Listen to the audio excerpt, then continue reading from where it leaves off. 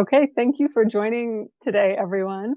I'm Fiona Wilson. This is In Conversation, which is Pivotal 180's interview series, where we get to talk with leaders from the energy finance world, renewable energy, sustainable infrastructure.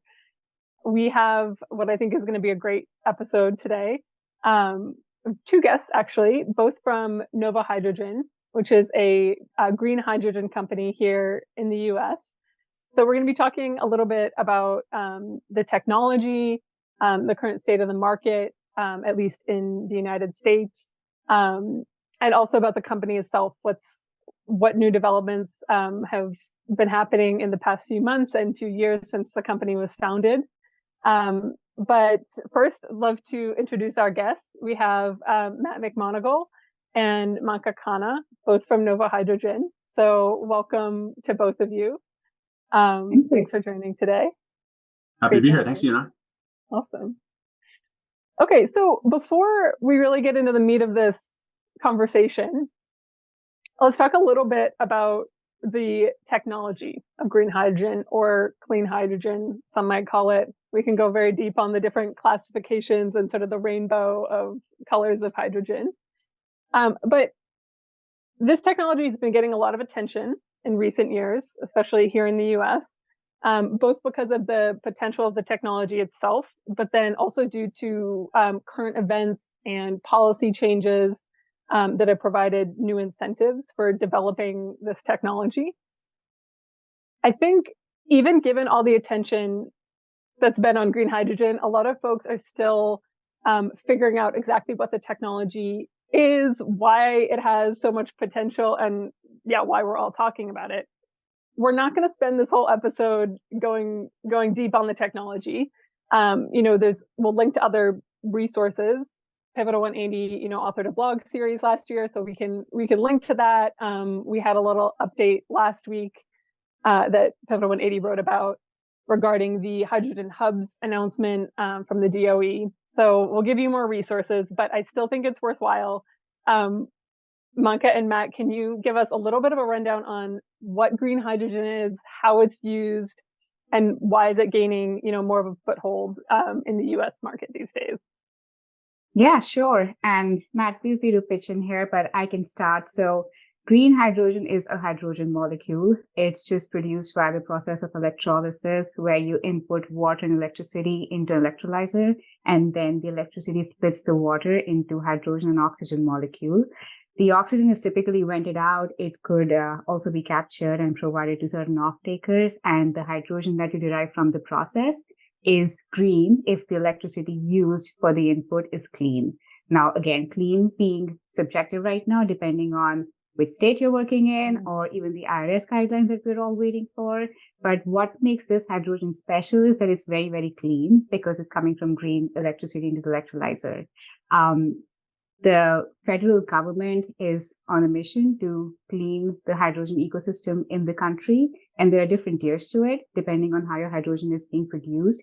And that is why green is gaining a lot of prominence today, because it is there to serve an industry that exists already. It's a 10 million metric tons per annum industry in the US already, and has the potential to grow exponentially into the future. So we are not just talking about folks and customers who are using hydrogen today, but those who are heavily reliant on natural gas or other fossil fuels, and hydrogen or green hydrogen provides an avenue for them to decarbonize.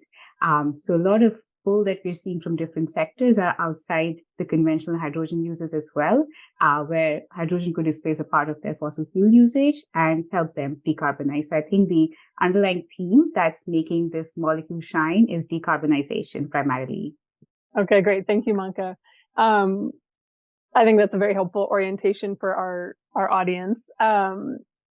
Let's talk about NovoHydrogen. Can you share a little bit more about the company, who you are, what the company's niche is?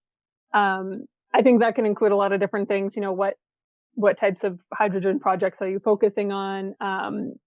But also, who are the client segments of the market that you're focused and targeting currently? Yeah, happy to take that one. And we just celebrated our 2-year anniversary, so very happy about that. And As you indicated in the beginning, Fiona, we only do green hydrogen. We are a project developer, so we get the customer to use the hydrogen under what we call an HPA, which your audience will probably be familiar with from the perspective of a PPA. We model our contract off of that renewable energy structure. We develop projects and then we structure the financing, and then we'll own and operate for the long term for that term of the HPA. So we only do green hydrogen, which Manka just explained what that is. Right now, we're primarily focused on the US, but broadly, we have looked at other projects in North America. My personal background is in the solar and battery storage space, and hydrogen made a lot of sense to me for a couple different reasons. One was that hydrogen's the smallest molecule out there, and because of that, it's hard to move. It's not equivalent to, say, a crude oil or even a natural gas. It's very small, very hard to move, therefore expensive to move. My background was primarily behind the meter or distributed batteries, solar plus batteries. So the way that we look at it is, how do we get our customers the cheapest, cleanest, most resilient supply of hydrogen? Oftentimes that is on site or right at the customer facility, so we can avoid the midstream or the distribution component. That doesn't always work because electrolysis does require a lot of power, and we need clean power and cost-effective power. Therefore, we also do what we call off-site or near-site projects, where the production facility of the hydrogen is separate from the end use, but we make it as close as possible. And in that way, our projects are distributed.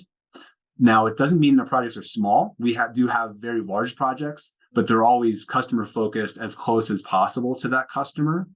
And building on Manka's answer earlier, the simplest customer segment are folks that already use hydrogen for its chemical properties. They have to use it. Therefore, there's no change to their process. So that would be refining, ammonia, some metals, glass, semiconductors, some food applications. And then there's the new applications, which is where a lot of the controversy is, because clean hydrogen is one way for them to decarbonize, but not the only way. And we really try to focus on the applications where green hydrogen is the best pathway for this particular customer to decarbonize. And that could change based on the geographic or regional considerations based on where they're located. So we try to focus on the best applications, and we're huge fans of other decarbonization technologies because we need all of them to get there. But green hydrogen is complex, therefore that's all we do, and we try to find the right applications for it. It makes a lot of sense. And still focusing on Novo. Are there any kind of developments in the company? You said you just passed the 2-year mark since it was founded, so happy birthday to NovoHydrogen. But yeah, are there any other updates that you want to share from the company? Not to partially spoil your answer, but I know that the U.S. government released the selections for the hydrogen hubs. I guess just over a week now on the 13th of October. We're recording this in October. So would love to hear more about that. But any updates that you want to share, would love to hear more. Yeah, and Friday the 13th was actually our anniversary as well. So that was certainly a good day. And Manka, I'll let you talk about that. We were part of one of the hubs, which we can announce. So I'll let Manka go into that in more detail. But we also announced last week, the 18th, I believe, that we just closed our Series A fundraise for $20 million. So we're also super excited about that. Our investor is Modern Energy, who only invests in clean distributed energy transition technologies. So we're looking forward to working with them and really growing our portfolio and getting it to FID or construction ready. The portfolio of projects that we've been developing for the last several years since the start of Novo. Yeah, and I'm happy to talk about the hubs. I think it's such a special and unique initiative by the Department of Energy to kind of it's a huge catalyst in building out the clean hydrogen ecosystem in the country. And the way they've approached is they want feedstock diversity, they want end use diversity, they want to see projects of different sizes, they want to see scale. So it's not a focus on pilots, it's a focus on actually building out this huge hydrogen economy and give different kind of players, different kind of industries an opportunity to participate and actually help develop it. So yeah, it's unique. I think it's one of the biggest grants ever. So that's super exciting.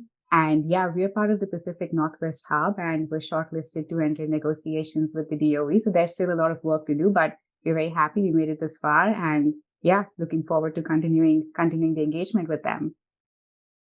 Awesome. Well, congratulations both Thank you. both on the funding from Modern Energy and the Hydrogen Hub's selection.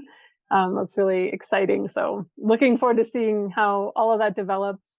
I think the Hydrogen Hubs are really kind of interesting initiative, given the kind of holistic approach of, again, wanting to develop the economy, not just a specific project, that it's about generation, but also distribution of it and making sure the end users are ready to use the product.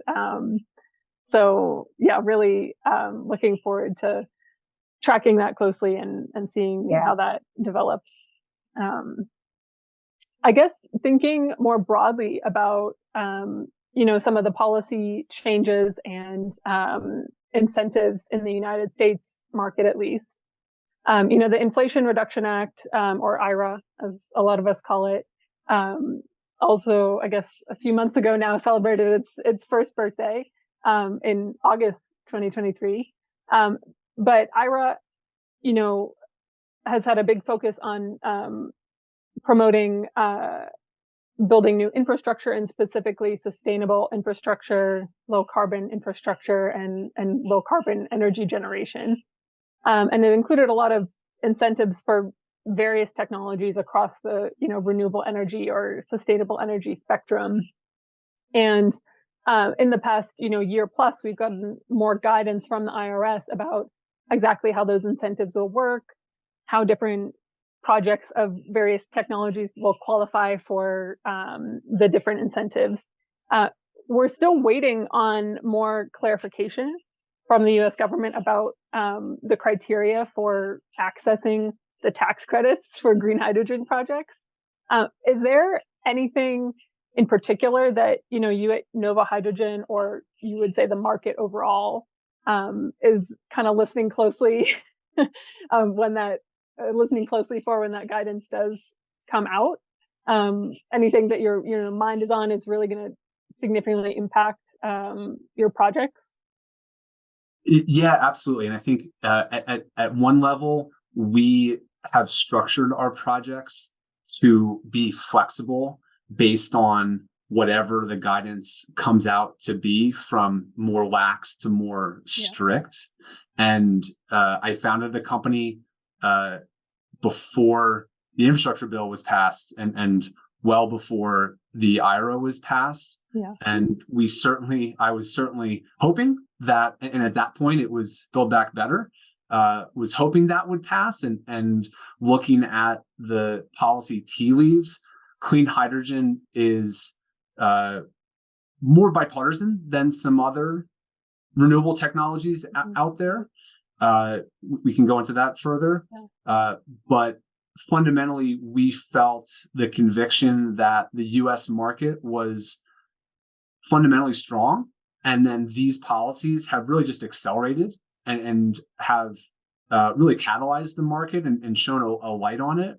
But like you introed here, Fiona, the guidance is pending, specifically on what counts as the clean electricity in order to produce the hydrogen from the electrolysis perspective. And there, of course, are other pathways to make clean hydrogen.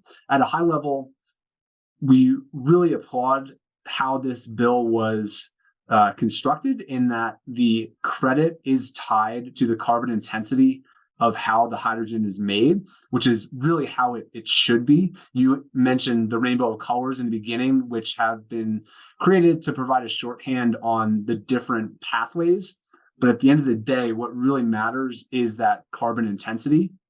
And as an example, the traditional hydrogen has come from a process called steam methane reforming. Methane is CH4, one carbon, four hydrogens, and it's the primary ingredient in natural gas. So basically, you zap natural gas with steam. You get the hydrogen off, but then you have carbon, and it's significant carbon emissions. So hydrogen, from that perspective, traditional fossil hydrogen is a problem we need to solve. So then we say, okay, how do we make it clean, and how do we test that? If we had electrolysis, but it's connected to a grid that's all coal generation, that would be worse from a climate perspective, from a carbon emissions perspective, than the steam methane reforming of natural gas. So going back to what Manka said earlier on, it's really important that that electricity is clean. But how do you calculate that if you're connected to the grid? And that's really the crux of the issue. I don't want to go into too much detail on it because you can go down a huge rabbit hole, and ultimately it really doesn't matter what we think. It matters what the IRS said. And for our projects, we're going to structure them such that they're not going to die based on the strictness. It might change some of the cost profile, but fundamentally, our projects are flexible to accommodate whatever the guidance is.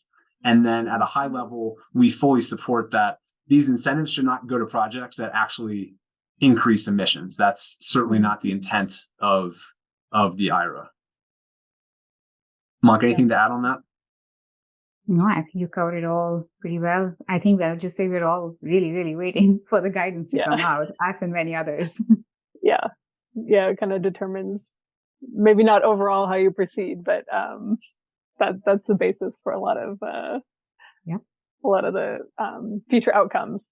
And I think it's like certainty, so we certainly want that clarification one way or another. Yeah, absolutely. Well, actually, now that you've mentioned project finance, I'm curious if you could share a little bit about how most of these projects are financed. We touched a little bit on how we have some new incentives that relate to tax equity, and which has been a big driver of clean energy finance in the U.S. for quite a while now. But can you share a little bit about some of the project finance structures that you're using and the incentives that are really key? Yeah, and again, this also stems from the IRA, and as you mentioned, and coming from the renewable space, and myself and other colleagues have renewables backgrounds, Mock and others have oil and gas backgrounds. It's really important for us to bring those different experiences to play in terms of getting the best solution, the best service to our customers. And post IRA, tax equity is now a part of the picture, which is its own esoteric beast, so to speak, right? That's kind of unique to the US. But it's how it's fundamental. I think a couple factors that were really impactful from the IRA were, one, there's a hydrogen PTC, and the guidance we're talking about is the hydrogen PTC. So what counts for that? And it's 10 years, just like the wind PTC has been for many decades now. Under the IRA, the hydrogen PTC, it can be direct pay for the first 5 of 10 years. Meaning you don't have to have any tax liability to be able to monetize it. In addition, the IRA also enabled all credits to be transferable. Basically, you can sell the credits, and that was not allowed previously, which is why the industry had to structure the partnership flips or sale leasebacks or inverted leases in order to bring tax equity, as equity means an owner of the project. The one unique aspect about transferability is that you can't sell the depreciation benefits, which are also there. So if you do go the transfer route, that doesn't solve for depreciation, but it makes for an interesting puzzle to figure out what's the optimum structure based on what technologies you have. I wouldn't say we have the final answer, Fiona, but we spend a lot of time thinking about this. Fundamentally, our projects are based on long-term contracted revenues with our customers, which that's project finance 101, right? The revenues are certain for our projects. And then the structuring and the optimization is really around how to best monetize and take advantage of these tax credits that now exist. But certainly the fact that transferability is available, and that guidance just came out, I believe, in this summer, July or August. So that is also pretty fresh. And we're just starting to see some transfer deals be announced in the market.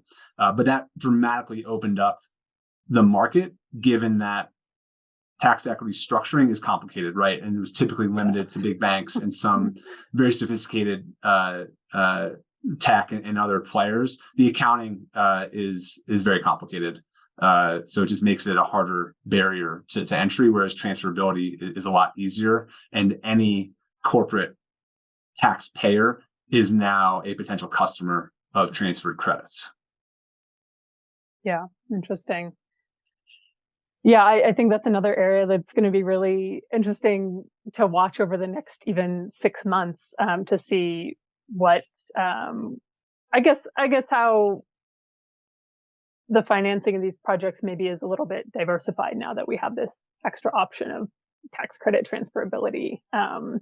Because, as anyone who's done Pivotal 180's tax equity modeling courses know, it actually is really complicated. And previously, there's only been this handful of players who you could get involved in your projects. And again, while the tax credit transfers don't encompass the full benefits necessarily of the incentives, like it is another option, and probably is especially interesting to smaller outfits and firms who are just looking for another way to monetize these incentives. So we had a really good conversation with Andy Moon from Reunion, who's built one of those, a platform essentially to transfer tax credits. So I'm really looking forward to seeing how this all plays out. But that makes perfect sense. And we love that interview, and I think we're starting to see those other players like Reunion to be able to make this as efficient as possible. And I think that's the intent of the IRA, was to really democratize and certainly added tax credits to lots of different places that didn't exist before, right? Before it was really just solar, wind, there were fuel cells, that was about it. Storage, right? If you were attached to solar, now it's tech neutral from a clean generation perspective, which again, I think that's how it should be, right? Who cares if it's geothermal or solar or wind or some other clean technology? As long as it's clean, that's what we should be using.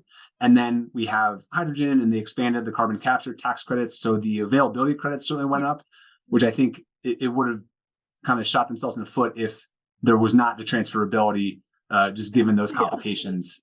So I think it really goes hand in hand in terms of what the bill was trying to accomplish. Yeah, definitely. Okay, lots for us to be watching in the market over the next, I was going to say year, but it's really also months. Things are changing so quickly, and there's so many more, deals being announced as we go. Before we sign off here, is there anything else that you're, excited to see play out in the market, or you're watching closely, as things are shifting so rapidly in the US, at least? Anything you have your eye on, or any developments that are progressing that you're keeping track of right now? Yeah, I would just probably shout out to the states who are thinking very proactively about incorporating clean hydrogen in their energy mix, from the utilities all the way down to the fleets, and introducing incentives or grants or anything that could basically ramp up this industry. So we're seeing a lot of that, and that's truly been very interesting to keep tabs on. And we often caught ourselves trying to keep up, which is a good problem to have. So watching those developments very closely, and it's just exciting to see the whole industry take off, also from a compliance standpoint, beyond the consumers and the production and all of that. Yeah, I'll just add, certainly globally, and kind of for me, my intro to hydrogen was a little over 3 years ago, and there was a lot more going on in Europe and Asia, and kind of felt like the US is a little bit behind, and that has certainly changed and leapfrogged given the policies and the initiatives that we've talked about already today. But there certainly is a lot going on in Europe as well, and in the EU created guidelines, which Treasury, I'm assuming they're looking at for how they're going to create the 45V guidance from the IRA, and then the impacts of the war in Ukraine really upended energy markets, and unfortunately another war, right, has just started as well, and those effects, I think, have really yet to be felt or known throughout the energy industry. But obviously the Middle East is a huge player from an oil and gas perspective, which will impact energy. And then you have the European Carbon Border Adjustment Mechanism, or CBAM, going into effect, and negotiations there, and we'll see if what happens in the US from that perspective. So certainly lots on the policy front to look at and follow as these markets mature and develop here in a very rapid pace, given the urgency around climate change. Definitely, lots of things to keep our eye on, and yeah, we might have to consult you all for our next blog post, or maybe it's really is becoming a blog series now on green hydrogen. So that's some really good food for thought. Yeah. Yeah. But yeah, I think we'll have to end there. We could definitely go on for, another 20-30 minutes easily. But mostly I just want to say thank you so much for joining today. A lot of really exciting developments for NovoHydrogen. So I appreciate you sharing with us, as well as your broader perspective on the market. But yeah, thanks for joining today, Matt. Thanks for joining, Manka. It's really good to have you. Thanks, pleasure being here. Thanks so much. Yeah. Okay. Thanks, everyone.